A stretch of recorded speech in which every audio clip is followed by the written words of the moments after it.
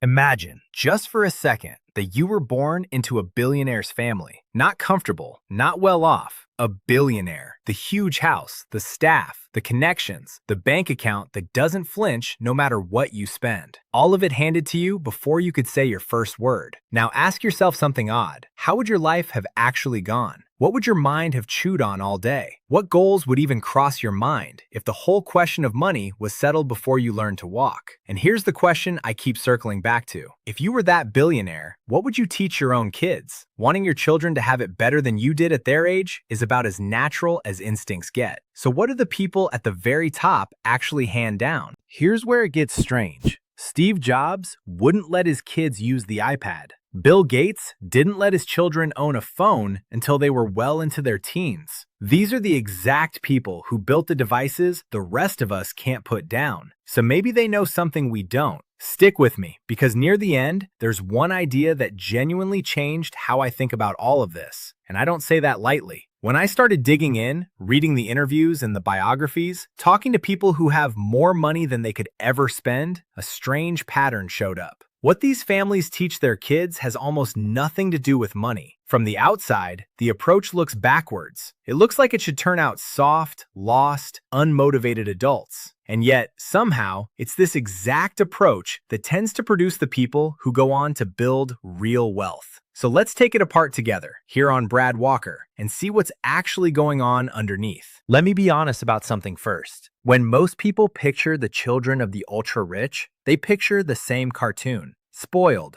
out of touch, drifting through life with no fire in them. And here's the interesting part. Research that looked closely at kids and teenagers in extremely wealthy homes found something nobody expected. A big share of these children, deep into adulthood, struggle with anxiety, with a flat sort of apathy, with a quiet loss of meaning. And it isn't because money corrupts people. It's because, from the very start, there was never a real link between their choices and what those choices led to. Nothing they did ever truly landed on them. And that, it turns out, is the thing that quietly breaks a person, which is exactly why it's worth studying the families who saw this coming and chose to raise their kids the opposite way. Let's get into it. Point 1. The wealthy almost never teach their kids about money. Odd, I know, but it's the whole foundation. The richest people you can name rarely sit their children down and lecture them about dollars and cents. Warren Buffett said it in a line that gets quoted so much, we've stopped actually hearing it. Give your kids enough that they can do anything, but not so much that they can do nothing.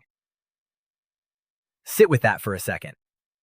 What he's really saying is that money isn't the main resource in a human life. Money is the output. It's what comes out of your decisions, your thinking, your discipline, your character. You spend those inner resources to make money, never the reverse. And think about what happens when you flip it. If a child grows up believing money itself is the main source of happiness and safety, they don't build judgment. They build a dependence on a number in an account that can supposedly fix anything. The wealthy teach a different question. Not, what am I missing that's stopping me, but what can I actually do to get this? Those are two completely different operating systems for a brain. One waits to be rescued, the other goes and builds. And from a psychological angle, that first mindset is genuinely dangerous. The moment the money runs thin or the safety net is gone, that person freezes. They never learned how to act without the cushion underneath them. Now turn the lens on us, the supposedly grown, self-aware, got-it-figured-out adults. We almost always measure ourselves by the number, and the number shows up last. Money arrives after the decisions, after the work, after the thinking. But somehow, we judge ourselves as if the money should have come first, as if it's the proof we needed before we were allowed to begin. The wealthy don't teach their kids to manage money. They teach them to manage the things money eventually flows from. The skills, the focus, the way you handle time. And this is where I want to say something to anyone carrying that quiet panic about lost time. If you're 30, 35, 40, and a voice keeps whispering that the train already left, I want you to hear me. That's a lie. It doesn't get too late when you've still got a little time left. It gets too late the moment you stop trying to understand why you get the results you get. That's the only real expiration date. The trouble is, your brain wants the result right now, today. And the people at the top understand that craving better than anyone, which is exactly why they train against it. All right, that's the foundation. Let's keep moving.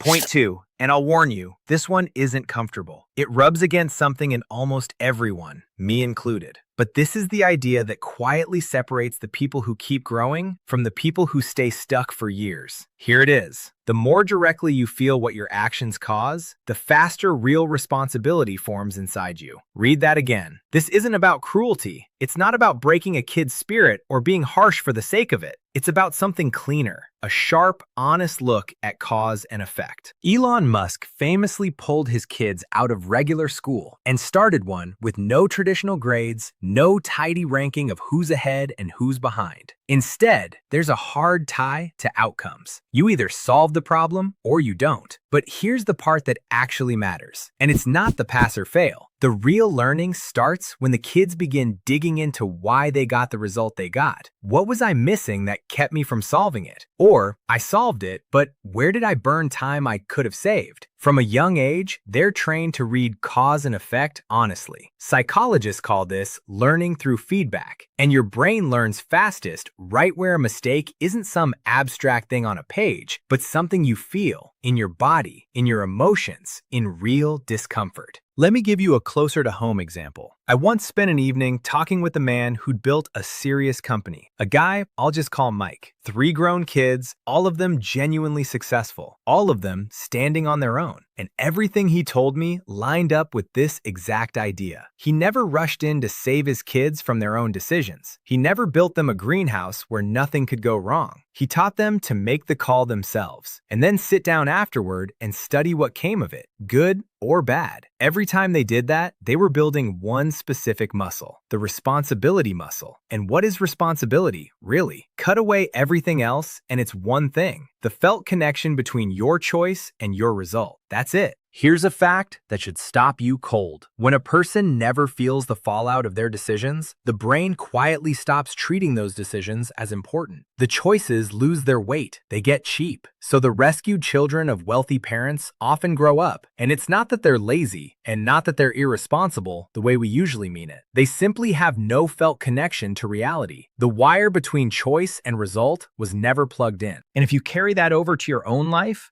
a lot of things suddenly make sense. We've gotten way too cozy inside the comfort we built for ourselves. It feels good in there. It feels calm and safe. And so we forget the one brutal truth about comfort, which is that there's no growth inside it. None. Which means the anxiety about wasted time only keeps climbing. And stepping out starts to feel genuinely scary. But here's what experience keeps proving. Where it's scary, that's where the growth is. Fear is mostly a story your brain tells to keep you parked right where you are. Studies in plain old life both suggest the huge majority of what we fear never actually happens. Let me make it concrete. You decide to get in shape. You're going to do push-ups every single day. Motivation carries you about a week. Then the discipline isn't there yet, and quietly, the whole thing falls apart. The habit never formed, and you never felt any responsibility for your own health because there's no visible result yet to feel responsible for. Now picture a different setup. You make a bet with a friend. Every single day you skip your workout, you Venmo them $100. No excuses, no negotiating. Suddenly, the motivation is real. Why? Because now you feel responsibility for your wallet, and $100 leaving your account today hits a lot harder, a lot more physically than some vague idea about your health 10 years out. The goal didn't change at all, only the consequence did. So when something feels scary, awkward, uncomfortable, learn to treasure that signal. In that exact moment, you're standing in the growth zone. And on that genuinely good note, let's move on. Point 3. The kids are banned from the very thing the parents got rich building. Surprised? It's one of the most telling patterns of all. The most tech-driven billionaires turn out to be the strictest people alive about technology. Jobs banned the iPad at home. Gates held the line on phones until 14. Evan Spiegel, who co-founded Snapchat, put hard limits on his own kids' screen time. Why on earth would they do that? Because they understand, better than anyone, exactly how dopamine works in us, and exactly how social platforms are built to hijack it. To those companies, your attention and mine isn't a side effect. It's the product they're selling. They keep these tools away from their children, not because they're spooked by some vague harm, but because they get a simple, sharp truth. A person who can't govern their own attention will never govern money. Money is always concentration, patience, waiting for the payoff, and the feeds are built to train the exact opposite. The algorithms exist to keep spiking your dopamine on a loop, and the brain latches onto that loop fast. After a while, it gets genuinely hard to win back your ability to focus and think in long, connected lines. From a neuroscience angle, a steady diet of fast, cheap pleasure measurably weakens your ability to plan for the long term. And without that, there's no entrepreneurship, no real growth, no financial sense, nothing. There's a bigger version of this idea worth saying plainly. Plenty of people who've built lasting wealth will tell you that money isn't the inheritance they care about leaving. What they want to pass down is the habit of working, of thinking clearly, of owning your own decisions. So let's be clear about what this point is. It's not technology is evil, ban it all. Not even close. The real message is order. First, you learn to govern yourself, and only then do you pick up the tools you'll use. If instead you drop yourself into an environment built to run you completely, you just become fuel for someone else's machine. And here's the core of it. A person who can't manage their own attention and emotions is exposed everywhere the same way. In the feeds, with money, in relationships, anywhere at all. You can watch it play out clearest in places that punish a lapse of focus on the spot, where one distracted moment costs you something real and immediate. Point 4. Being adaptable beats being smart. This is another quiet shift in how successful families think. They almost never bet on a child's raw talent. And the reason is simple. Talent without work ethic is useless. And work ethic in the modern world is useless without the ability to adapt to a reality that keeps shifting under your feet. Jeff Bezos openly encouraged experiments and mistakes in his kids. The wrong answer counted as a real attempt. The messy, winding search counted as the actual learning. Reid Hoffman, who co-founded LinkedIn, has argued for years that the single most valuable skill today is the ability to keep learning and keep rebuilding yourself. Why does that matter so much? Because the world now changes faster than any profession, faster than any fixed pile of knowledge. What worked beautifully 5 years ago can be worthless today. Artificial intelligence is closing the gap on skill after skill, and you don't even need to look that far. Think of any sound or trend that took over everyone's feed last year, the one that was absolutely everywhere for a few weeks. Now it feels like a relic from another era, because the trends have turned over dozens of times since. Today, the winner isn't the smartest person in the room. The winner is whoever can fastest drop being smart in the old model and become a humble beginner in the new one. Every kind of stability right now is temporary, which is exactly why the skill of adapting matters so much. It teaches you not to shatter when the plan fails, or when something out of nowhere wipes out work you poured years into. Some things you simply can't control, and all that's left is to adapt without the emotional spiral and keep walking. It's a real stage of growth, and sooner or later, every growing person has to pass through it. Now, here's the point that tends to stir up the most quiet pushback, and one people rarely say out loud. The wealthy teach their kids to be inconvenient. Not rude, not combative, inconvenient in the sense of refusing to live for approval. Being able to say no when everyone clearly expects a yes. Not bending to other people's expectations, even when nobody claps for standing firm. I'll skip the obvious names here, the ones everyone trots out. Look instead at Peter Thiel, who co-founded PayPal and was one of the very first big backers of Facebook. He's written and spoken at length about how most people think alike, not because the shared opinion is right, but because it's safer. It's easier to agree than to stand out, easier to echo the crowd than to risk being wrong out loud. But by his logic, the moment a person starts thinking exactly like everyone around them, they stop being able to see opportunities at all. That's precisely why he treated the willingness to break from the majority not as a flaw to fix, but as a basic requirement for ever building anything genuinely valuable. The world loves convenient people, and then it uses them up without a flicker of guilt. The real breakthroughs almost always came from someone who, at the time, looked a little inconvenient and a little out of step.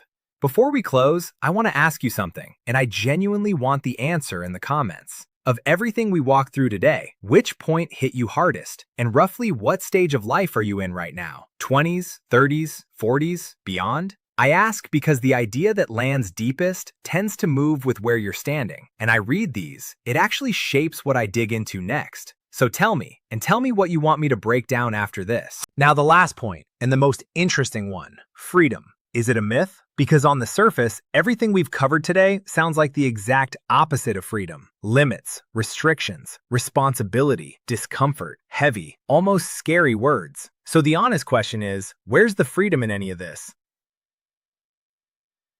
Here's the thought that, at a certain point, just stopped me and shook something loose. Freedom is being able to not do the thing that destroys you, even when you badly want to. Our compulsions, money chased purely for its own sake, cheap dopamine, endless comfort, whatever vice is yours, those are the cruelest jailers of all. They sell you the feeling of freedom while quietly turning you into something dependent, taking the very freedom they promised. And there's the paradox. The more limits you can actually put on yourself and carry, the more real freedom you end up holding. So why do we keep spinning inside our little pleasures, shoving the things that genuinely matter off to some later that never comes? When freedom is the thing we say we want most, there's a reason. We're simply afraid to take full responsibility for that freedom. And that, more than anything, is what these families are really teaching their kids. Not do whatever you want, self-command. And let's be straight with each other. If children can grow into that, then a grown adult like you and me can absolutely handle it. Pull all of it together and the picture gets very clear. The wealthy aren't raising rich people. They're raising adults. The money is a side effect of adult thinking, discipline, and responsibility. And maybe the most important question to put to yourself isn't, why don't I earn more? It's, what do I need to do right here, right now, to make my decisions sharper and more effective? If you ask yourself honestly where you've been dodging responsibility, where you've been hiding inside comfort, where you've been explaining instead of choosing, then you may have already started to bend the course of your whole life. Take what landed today as something worth sitting with and turning into small next steps, not as marching orders. And remember, this is a channel for ideas and reflection, a place to think things through, not a substitute for personal, professional advice when your situation calls for it. If any of this landed for you, do me a favor, hit subscribe and give this one a like. I'm building Brad Walker toward 1,000 subscribers, and every single one of you genuinely moves that forward. Thanks for staying to the end. I'll see you in the next one.